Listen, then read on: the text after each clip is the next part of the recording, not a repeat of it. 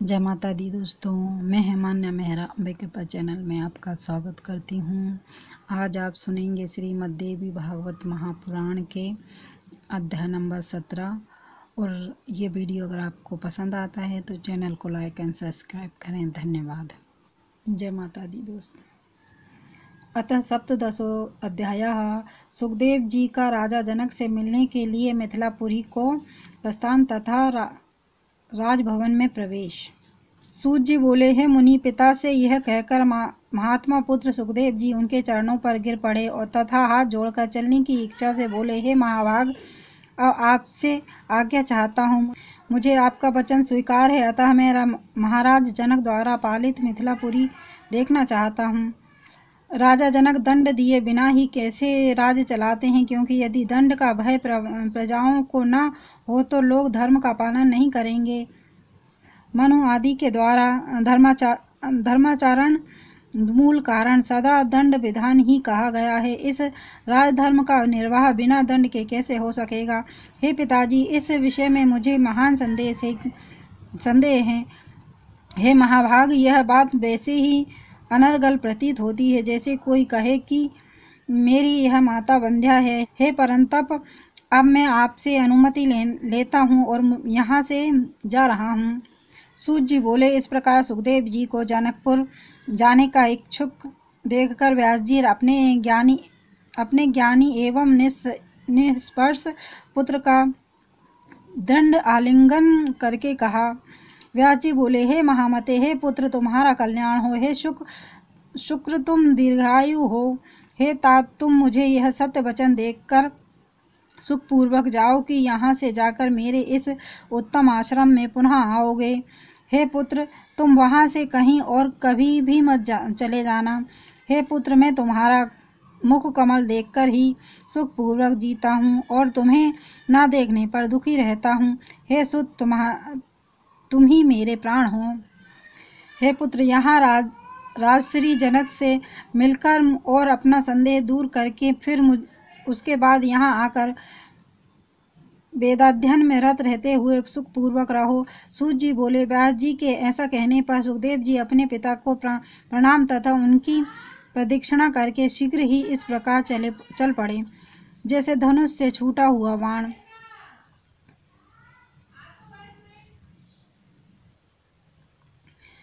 मार्ग में चलते हुए अनेक समृद्धशाली देशों, नागरिकों एवं वनों, वृक्षों, फल फूले खेतों तप्त करते हुए तपस्वी जनों, दीक्षा लिए हुए याजक जनों, योग अभ्यास में तत्पर योगी जनों, वन में रहने वाले वानप्रस्थों, वैष्णव, पाशुपत, शैव, शाक्त एवं सूर्योपासक और अनेक धर्म वलंबियों को देखकर वे सुखदेव मुनि अति विस्मय में पड़ गए। इस प्रकार वे महामती सुखदेव जी लगभग 2 वर्षों में मेरू पर्वत और 1 वर्ष में हिमालय को पार करके मिथिला देश में पहुँचे। जब वे मिथिला में प्रविष्ट हुए तब उन्होंने वहाँ की श्रेष्ठ ऐश्वर्य संपदा को देखा। वहाँ की सारी प्रजा को सुखी एवं सदा संपन्न देखा। वहाँ द्वारपाल ने उन्हें रोका और पूछा, तुम कौन हो और कहाँ से आए हो? तुम्हारा क्या कार्य है? बताओ। ऐसा पूछने पर भी सुखदेव जी मौन रहे, कुछ बोले नहीं। वे नगर द्वार से बाहर जाकर स्थाणु की तरह खड़े हो गए और थोड़ी देर में आश्चर्यचकित होकर हंसते हुए वहीं स्थित हो गए। वह किसी से कुछ बोले नहीं। द्वारपाल ने पूछा, हे ब्राह्मण, बोलिए, आप गूंगे तो नहीं? आपका किस हेतु यहाँ आना हुआ? मेरे विचार में तो कोई कहीं भी निष्प्रयोजन नहीं जाता। हे विप्र, इस नगर में राजा की आज्ञा पाकर ही कोई प्रवेश कर सकता है। अज्ञात कुल तथा शील वाले व्यक्ति का प्रवेश यहाँ कदापि नहीं होता है। हे मानद, आप निश्चय ही तेजस्वी एवं वेदांता ब्राह्मण प्रतीत हो रहे हैं, इसलिए आप अपने कुल तथा प्रयोजन के विषय में मुझे बता दें और फिर अपनी इच्छा अनुसार चले जाएं। सुखदेव जी बोले, मैं जिस कार्य के लिए यहाँ आया था वह तुम्हारे कथन मात्र से ही पूरा हो गया। मैं विदेहनगर देखने आया था, परंतु यहाँ तो प्रवेश ही दुर्लभ है। मुझे अज्ञानी की यह भूल थी कि जो 2 पर्वतों को लांघकर महाराज से मिलने की इच्छा से घूमते हुए यहाँ चला आया। मैं तो स्वयं अपने पिता द्वारा ही ठगा गया हूँ। इसमें किसी अन्य को ही क्या दोष दिया जाए, अथवा हे महाभाग, यहाँ मेरे दुर्भाग्य का ही दोष है, जिसके कारण इस भूमि पर मुझे इतना चक्कर काटना पड़ा। इस संसार में लोगों का भ्रमण करने का उद्देश्य धर्मोपार्जन ही है, किंतु मुझे उसकी कोई इच्छा नहीं है। मैं तो केवल भ्रमवश ही यहाँ आ गया हूँ। आशा रहित पुरुष को ही सर्वदा सुख प्राप्त होता है, यदि वह मोह में न पड़े। किंतु हे महाभाग, मैं तो निराश होकर भी न जाने क्यों इस मोह सागर में निमग्न हो रहा हूँ। कहाँ सुमेरु पर्वत और कहाँ यह मिथिलापुरी, पैदल ही चलकर मैं यहाँ आया हूँ। इस परिश्रम का फल मुझे क्या मिला? प्रारब्ध ने ही मुझे ठगा है। प्रारब्ध का भोग अवश्य ही भोगना पड़ता है, चाहे वह शुभ हो या अशुभ। उद्योग भी तो सदा उसी देव के अधीन ही रहता है, वह जैसा चाहे वैसा कराता है। यहाँ ना कोई तीर्थ है और ना ज्ञान प्राप्ति होनी है, जिसके लिए यह मेरा परिश्रम हुआ। मैं तो महाराज जनक का विदेह नाम सुनकर उत्सुकता से यहाँ आया था, किंतु उनके नगर में तो प्रवेश करना ही निमित्त है। इतना कहकर सुखदेव जी चुप हो गए और मौन होकर खड़े रहे। द्वारपाल को लगा कि ये कोई ज्ञानी श्रेष्ठ ब्राह्मण है, तब उसने कहा, खड़े मुनि से शांति पूर्वक निवेदन किया, हे द्विजश्रेष्ठ, आपका जहाँ कार्य हो वहाँ यथेष्ट चले जाइए। हे ब्राह्मण, मैंने जो आपको रोका था वह मेरा अपराध हुआ, उसके लिए आप क्षमा करें, क्योंकि हे महाभाग, मुक्त जनों का तो क्षमा ही बल है। सुखदेव जी बोले, हे द्वारपाल, इसमें तुम्हारा क्या दोष है? तुम तो सर्वदा पराधीन हो, सेवक हो, तो स्वामी की आज्ञा का यथोचित पालन करना ही चाहिए। तुमने मुझे जो रोका इसमें राजा का कोई दोष नहीं है, क्योंकि बुद्धिमानों को चोर और शत्रुओं का सम्यक ज्ञान रखना चाहिए। यह सर्वथा मेरा ही दोष है, जो मैं यहाँ आ गया। बिना बुलाए दूसरे के घर जाना लघुता का कारण होता है। द्वारपाल ने कहा, हे विप्र, सुख क्या है, दुख क्या है? कल्याण चाहने वाले पुरुष का क्या कर्तव्य है? शत्रु कौन है और मित्र कौन है? आप मुझे यह सब बतलाइए। सुखदेव जी बोले, सभी लोगों में सर्वत्र द्वैविध्य रहता है, इसलिए मनुष्य भी 2 प्रकार के होते हैं, एक रागी और दूसरा वैरागी। उन दोनों के मन भी 2 प्रकार के होते हैं, उनमें भी वैरागी 3 प्रकार के होते हैं, ज्ञात अज्ञान एवं मध्यम। रागी भी 2 प्रकार के कहे गए हैं, मूर्ख तथा चतुर।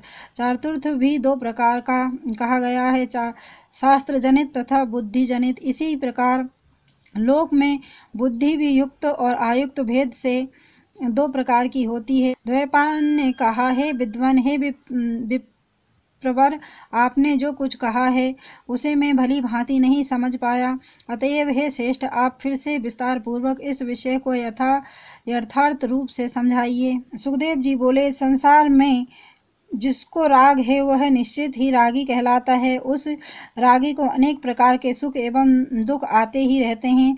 धन, पुत्र, कलत्र, मान, प्रतिष्ठा और विषय प्राप्त करके ही सुख प्राप्त होता है। इनके न मिलने पर प्रतिक्षण महान दुख होता ही है। अतः जैसे सुख प्राप्त हो सके वैसा उपाय करना चाहिए और सुख के साधन का संग्रह करना चाहिए। जो उस सुख में विघ्न डाले उसे शत्रु समझना चाहिए। जो रागी पुरुष के सुख को सर्वदा बढ़ाए वही मित्र है। चतुर मनुष्य मोह में फंसता नहीं है, किंतु मूर्ख सर्वत्र आसक्त रहता है। वैरागी तथा आत्माराम पुरुष को एकांतवास, आत्मचिंतन तथा वेदांत शास्त्र का अनुशीलन करने से ही सुख होता है। सांसारिक विषयों की चर्चा आदि यह सब उनके लिए दुख रूप है। कल्याण चाहने वाले विद्वान पुरुष के लिए बहुत शत्रु हैं। काम, क्रोध, प्रमाद आदि अनेक प्रकार के शत्रु बताए गए हैं, किंतु व्यक्ति का सच्चा बंधु तो एकमात्र संतोष ही है। तीनों लोकों में दूसरा कोई भी नहीं है। सूत जी बोले, सुखदेव जी की बात सुनकर उन्हें ज्ञानी दुज समझकर उनके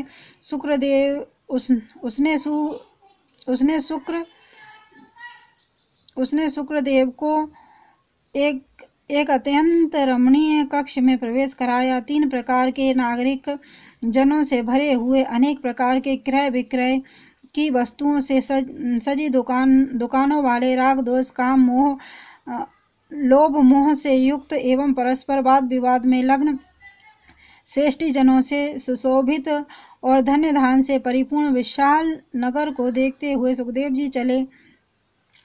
इस तरह 3 प्रकार के लोगों को देखते हुए सुखदेव जी राजभवन की ओर बढ़े। इस प्रकार द्वितीय सूर्य के समान परम तेजस्वी सुखदेव जी द्वार पर पहुंचे। द्वारपाल ने उन्हें अंदर जाने से रोका, तब वे काष्ठ के समान वहीं द्वार पर खड़े हो गए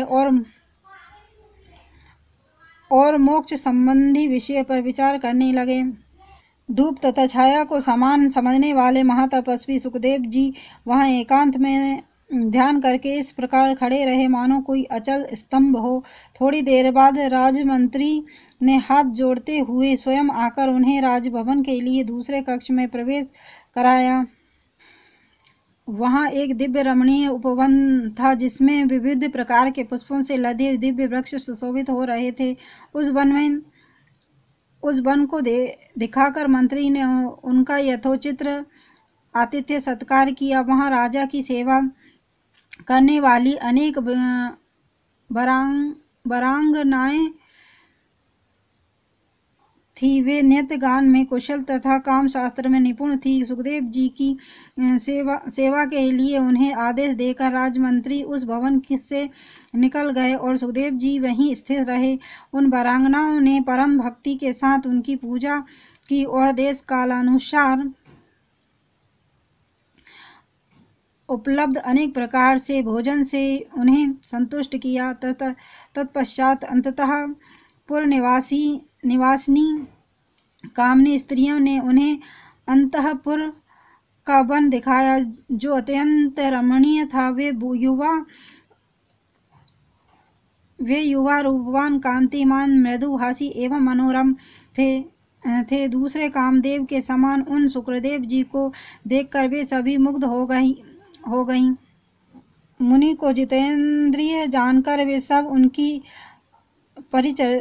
परिचर्चा करने लगी। अरणि नंदन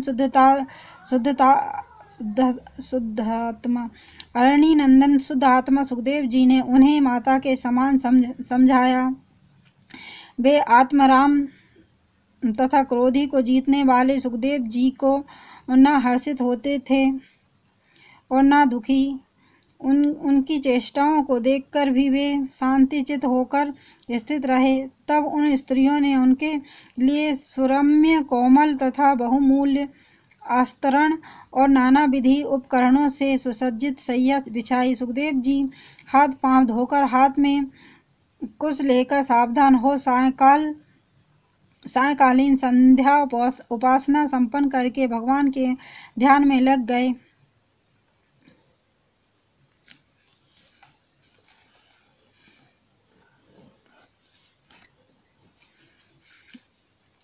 इस प्रकार एक पहर तक ध्यान अवस्थित होकर वे शयन करने लगे। दोपहर शयन करके पुनः वे सुखदेव जी उठ गए।